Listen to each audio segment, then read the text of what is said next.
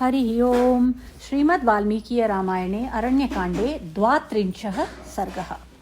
शूर्पणखा का लंका में रावण के पास जाना।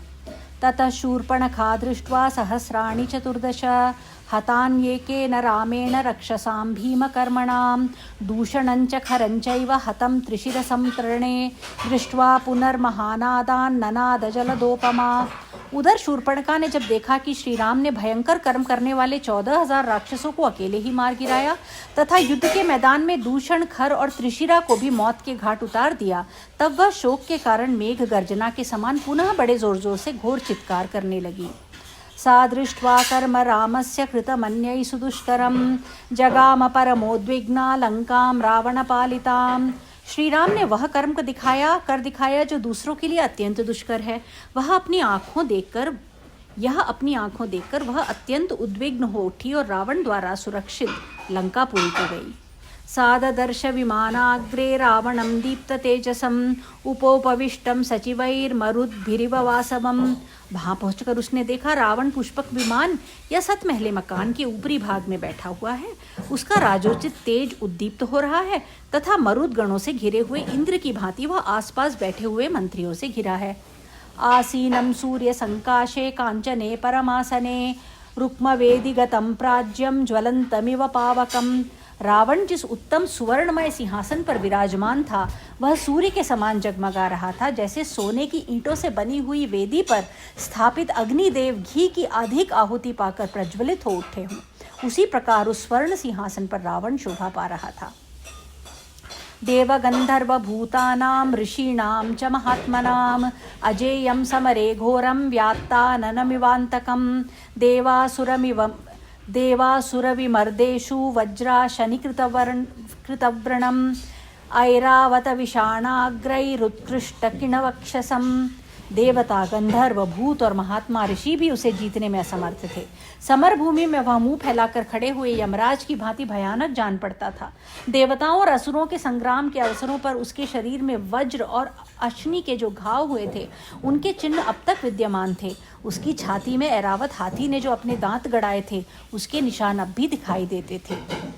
विंशद्भुजं दशग्रीवं दर्शनीय परिच्छदं विशालवक्षसं वीरं राजलक्षणलक्षितं नद्वैदूर्य संकाशं तप्तकांचनभूषणं सुभुजं शुक्लदशनं महास्यं पर्वतोपमम्।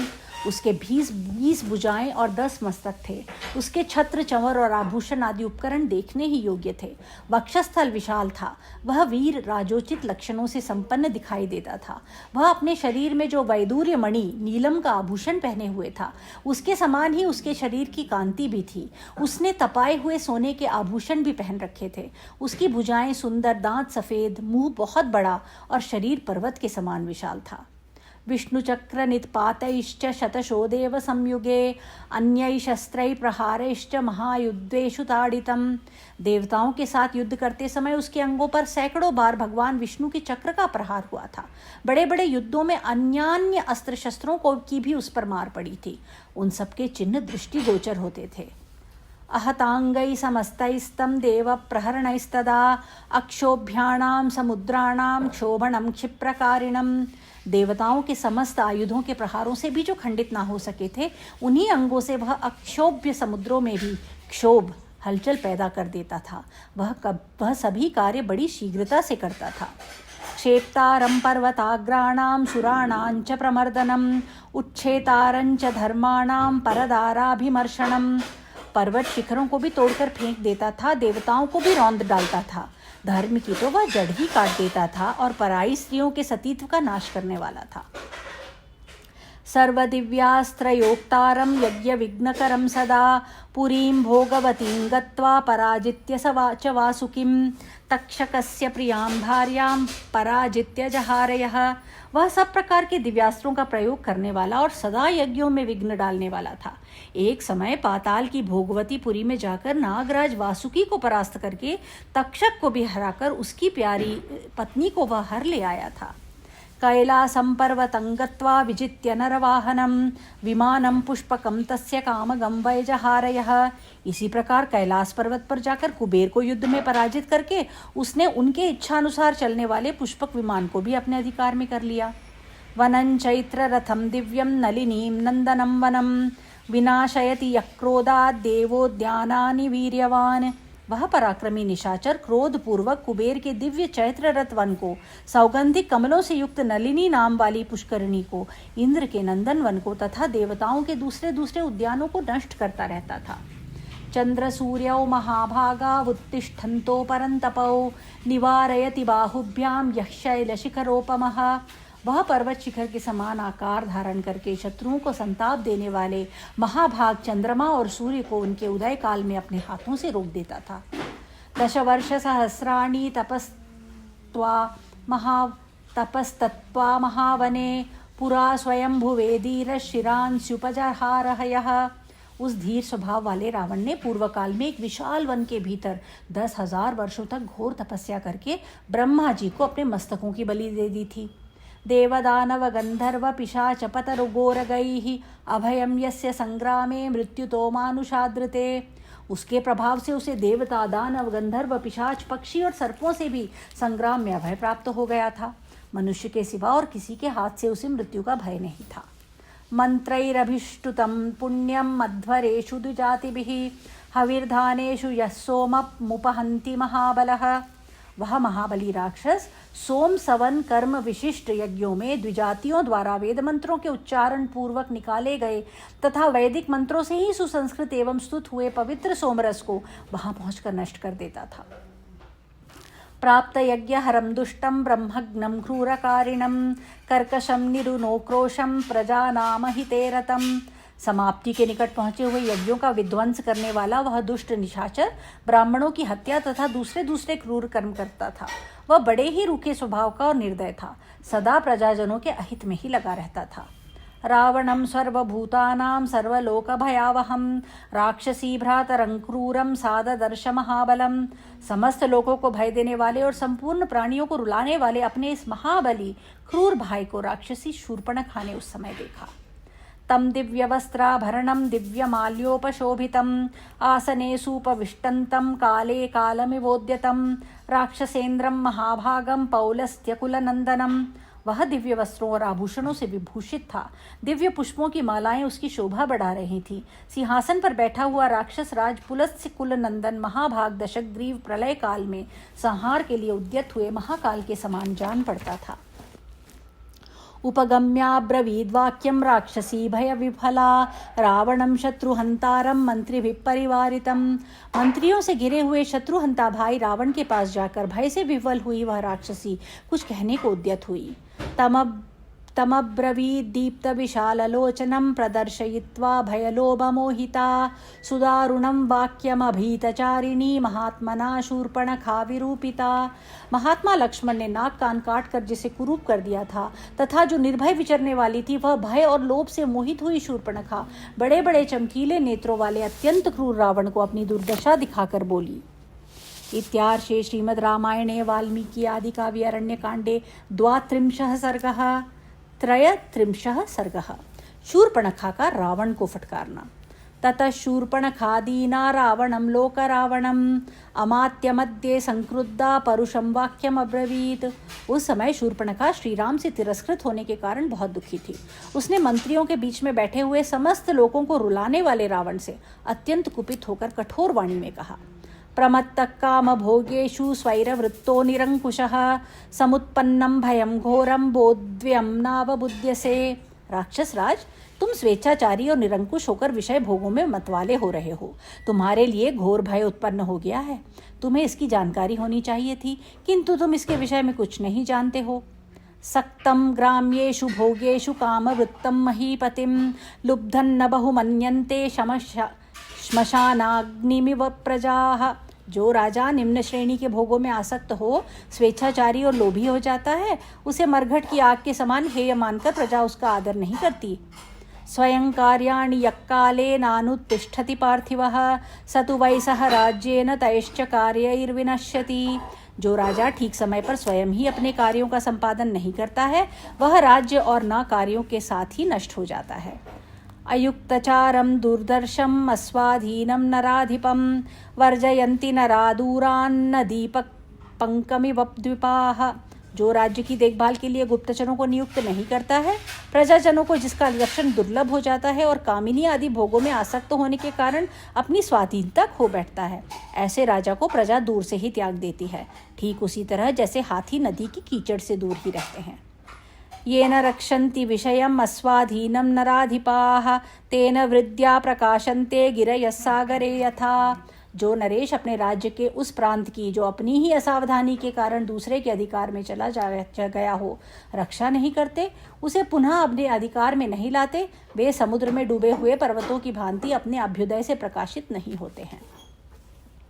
आत्मवद्भिर्विग्रह्य त्वं देवगन्धर्वदानवैः अयुक्तचारश्चपलः कथं राजा भविष्यसि। जो अपने मन को काबू रखने वाले एवं प्रयत्नशील हैं, उन देवताओं, गंधर्वों तथा दानवों के साथ विरोध करके तुमने अपने राज्य की देखभाल के लिए गुप्तचर नहीं नियुक्त किए हैं। ऐसी दशा में तुम जैसा विषय लोलुप चपल पुरुष कैसे राजा बना रहेगा। त्वन्तु बाल स्वभावश्च बुद्धिहीनश्च राक्षस ज्ञातव्यं तन्न जानीषे कथम राजा भविष्यसि। राक्षस, तुम्हारा स्वभाव बालकों जैसा है, तुम निरे बुद्धिहीन हो, तुम्हें जानने योग्य बातों का भी ज्ञान नहीं है। ऐसी दशा में तुम किस तरह राजा बने रह सकोगे। येषां चाराश्च कोशश्च नयश्च जयतांबर अस्वाधीना रणेन्द्राणां प्राकृतैस्ते जनैः समाः। विजयी वीरों में श्रेष्ठ निशाचर पते, जिन नरेशों के गुप्तचर, कोश और नीति ये सब अपने अधीन नहीं हैं, वे साधारण लोगों के ही समान हैं। यस्मात् पश्यन्ति दूरस्थान् सर्वान् अर्थान् नराधिपाः चारेण तस्माद्युच्यन्ते राजानो दीर्घचक्षुषः। गुप्तचरों की सहायता से राजा लोग दूर दूर के सारे कार्यों की देखभाल करते रहते हैं, इसलिए वे दीर्घदर्शी या दूरदर्शी कहलाते हैं। अयुक्तचारं मन्ये त्वां प्राकृतैः सचिवैर्युतः स्वजनं च जनस्थानं निहतं नावबुध्यसे। मैं समझती हूँ तुम गंवार मंत्रियों से घिरे हुए हो, तभी तो तुमने अपने राज्य के भीतर गुप्तचर नहीं तैनात किए हैं। तुम्हारे स्वजन मारे गए और जनस्थान उजड़ गया, फिर भी तुम्हें इसका पता नहीं चला। 14 सहस्राणि रक्षसां भीमकर्मणां हतान्येकेन रामेण खरश्च सह दूषणः ऋषीणामभयं दत्तं कृतक्षेमाश्च दण्डकाः धर्षितं च जनस्थानं रामेणाक्लिष्टकारिणा। अकेले राम ने जो अनायासी महान कर्म करने वाले हैं, भीमकर्मा राक्षसों की 14,000 सेना को यमलोक पहुंचा दिया, खर और दूषण के भी प्राण ले लिए, ऋषियों को भी अभय दान कर दिया तथा दंडकारण्य में राक्षसों की ओर से जो विघ्न बाधाएं थी उन सबको दूर करके वहां शांति स्थापित कर दी। जन स्थान को तो उन्होंने चौपट ही कर डाला। त्वन्तु लुब्ध प्रमत्तश्च पराधीनश्च राक्षस विषये स्वे समुत्पन्नं यद्भयं नावबुध्यसे। राक्षस, तुम तो लोभ और प्रमाद में फंसकर पराधीन हो रहे हो, अतः अपने ही राज्य में उत्पन्न हुए भय का तुम्हें कुछ पता ही नहीं है। तीक्ष्णमल्प प्रदातारं प्रमत्तं गर्वितं शठं व्यसने सर्वभूतानि नाभिधावन्ति पार्थिवम्। जो राजा कठोरता पूर्ण बर्ताव करता अथवा तीखे स्वभाव का परिचय देता है, सेवकों को बहुत कम वेतन देता है, प्रमाद में पड़ा और गर्व में पड़ा रहता है तथा स्वभाव से ही शठ होता है, उसके संकट में पड़ने पर सभी प्राणी उसका साथ छोड़ देते हैं, उसकी सहायता के लिए आगे नहीं बढ़ते हैं। अतिमानिनमग्राह्यमात्मसंभावितं नरं क्रोधनं व्यसने हन्ति स्वजनोपि नराधिपम्। जो अत्यंत अभिमानी, अपनाने के अयोग्य, आप ही अपने को बहुत बड़ा मानने वाला और क्रोधी होता है, ऐसे नर अथवा नरेश को संकट काल में आत्मीय जन भी मार डालते हैं। नानुतिष्ठति कार्याणि भयेषु न बिभेति च क्षिप्रं राज्याच्युतो दीनस्तृणैस्तुल्यो भवेदिह। जो राजा अपने कर्तव्य का पालन अथवा करने योग्य कार्यों का संपादन नहीं करता तथा भय के अवसरों पर भयभीत एवं अपनी रक्षा के लिए सावधान नहीं होता, वह शीघ्र ही राज्य से भ्रष्ट एवं दीन होकर इस भूतल पर तिनकों के समान उपेक्षणीय हो जाता है। शुष्क काष्ठैर्भवेत् कार्यं लोष्ठैरपि च पांसुभिः न तु स्थानात् परिभ्रष्टै कार्यं स्याद् वसुधाधिपैः। लोगों को सूखे काठों से, मिट्टी के ढेलों से तथा धूल से भी कुछ प्रयोजन होता है, किंतु स्थान भ्रष्ट राजाओं से उन्हें कोई प्रयोजन नहीं रहता। उपभुक्तं यथा वाससृजो वा मृदिता यथा एवं राज्यात् परिभ्रष्ट समर्थोपि निरर्थकः। जैसे पहना हुआ वस्त्र और मसल डाली हुई फूलों की माला दूसरों के उपयोग में आने योग्य नहीं होती, इसी प्रकार राज्य से भ्रष्ट हुआ राजा समर्थ होने पर भी दूसरों के लिए निरर्थक है। अप्रमत्तश्च यो राजा सर्वज्ञो विजितेन्द्रियः कृतज्ञो धर्मशीलश्च स राजा तिष्ठते चिरम। परंतु जो राजा सदा सावधान रहता, राज्य के समस्त कार्यों की जानकारी रखता, इंद्रियों को वश में किए रहता है, कृतज्ञ, दूसरों के उपकार को मानने वाला तथा स्वभाव से ही धर्मपरायण होता है, वह राजा बहुत दिनों तक राज्य करता है। नयनाभ्याम प्रसुप्तो वा जागर्ति नय चक्षुषा व्यक्त क्रोध प्रसादश्च स राजा पूज्यते जनैः। जो स्थूल आंखों से तो सोता है परंतु नीति की आंखों से सदा जागता रहता है तथा जिसके क्रोध और अनुग्रह का फल प्रत्यक्ष प्रकट होता है, उसी राजा की लोग पूजा करते हैं।